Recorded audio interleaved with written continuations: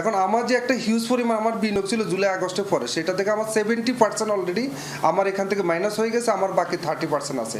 আমরা একদম ফতে বসে গেছি। গত 5 আগস্ট অবৈধ ইউনূসের ক্ষমতা দখলের পর থেকেই বিগত দিনের মতো আলোর মুখ দেখছে না পুঁজিবাজার। রেকর্ড পরিমাণ সূচকের পতন হচ্ছে প্রতিদিন। শুধু গত বুধবারই একদিনেই উধাও হয়ে গেছে 10,000 কোটি টাকা।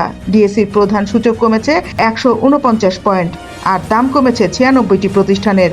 একদিনেই সব হারিয়ে নিঃস্ব শত শত পরিবার। এমন ঘটনা গত 15 বছরেও ঘটেনি বলে জানায় ক্ষুদ্র বিনিয়োগকারীরা। ম্যাক্সিমাম বিনিয়োগকারী নিঃস্ব হয়ে গেছে।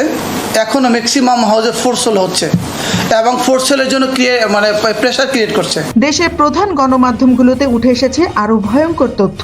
ইউনূসের দায়িত্ব গ্রহণের মাত্র 10 মাসের মাথায় এই বাজার থেকে চলে গেছে 1 লাখ কোটি টাকার বেশি।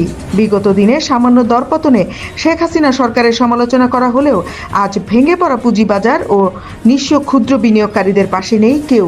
আমরা দৃশ্যমান কোনো পরিবর্তন শেয়ার বাজারে এ পর্যন্ত দেখিনি। একটাই বিনিয়োগকারীর চেহারার দিকে তাকাইতে পারবেন না যে অবস্থায় ওনারা গেছেন। আপনি প্রত্যেকটা ব্রোকারের অবস্থা খারাপ। বরং সবার সামনে দিয়ে দিব্যি অন্য প্রতিষ্ঠানগুলোর মতো পুঁজিবাজারের টাকাও আত্মসাৎ করে নিচ্ছে বর্তমান অবৈধ সরকার। যে বিশাল পরিমাণ অর্থ লুটপাট করেছে ইউনূস ও তার সমন্বয়করা, তার বৈধতা দেওয়ার জন্য আবার বিদেশ থেকে বিশেষজ্ঞ আনার ষড়যন্ত্র চালাচ্ছে তথাকথিত নোবেল বিজয়ী ইউনূস। বিদেশে থাকা ইউনূসের বিভিন্ন প্রতিষ্ঠানে হুন্ডির মাধ্যমে টাকা পাচার করে পুঁজিবাজারের নতুন দরবেশ হলেন ডক্টর মোহাম্মদ ইউনূস। একদিকে একের পর এক বাংলাদেশের সার্বভৌমত্বকে শেষ করে সকল কিছুই তুলে দিচ্ছে বিদেশি গোষ্ঠীর কাছে, আর এবার দেশের অর্থনীতির জন্য অত্যন্ত গুরুত্বপূর্ণ প্রতিষ্ঠান পুঁজিবাজারকেও শেষ করে দেওয়ার মিশনে নেমেছে ডক্টর মোহাম্মদ ইউনূস। এমনটাই মনে করছেন অনেক বিনিয়োগকারী। Desk report, বিবাংলা.net।